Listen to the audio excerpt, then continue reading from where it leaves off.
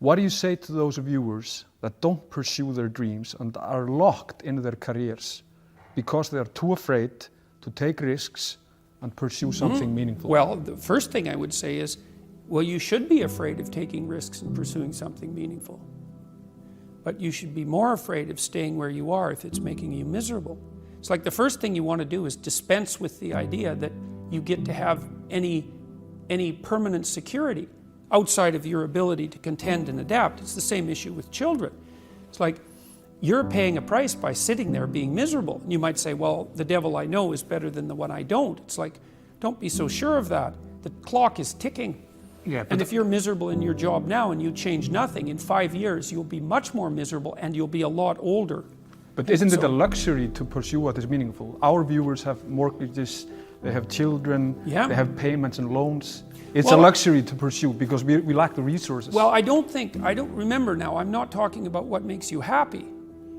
It's a luxury to pursue what makes you happy. It's a moral obligation to pursue what you find meaningful. And that doesn't mean it's easy. It might require sacrifice. If you need to change your job too, let's say you have a family and children and a mortgage, you have responsibilities. You've already picked up those responsibilities. You don't just get to walk away scot-free and say, well, I don't like my job, I quit. That's no strategy.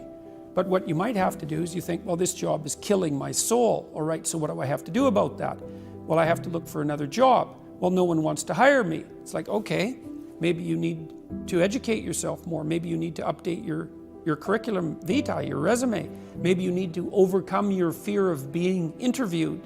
Maybe you need to sharpen your social skills. Like, you have to think about these things strategically. If you're going to switch careers, you have to do it like an intelligent, responsible person. That might take you a couple of years of effort to do properly. When you say pursue something meaningful, is it important to have a vocation?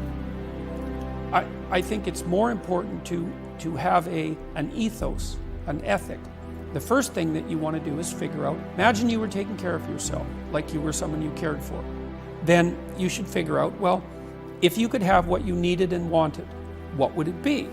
What sort of friends would you have? What would your family relationships look like? How would you conduct yourself with your children? How would you educate yourself? You need to think through how it is that your life could be properly arranged if you had that ability. And then you can aim at that. And the funny thing is that if you do posit a goal of that sort and work towards it, you will move towards it. The goal will change because you'll learn things along the way.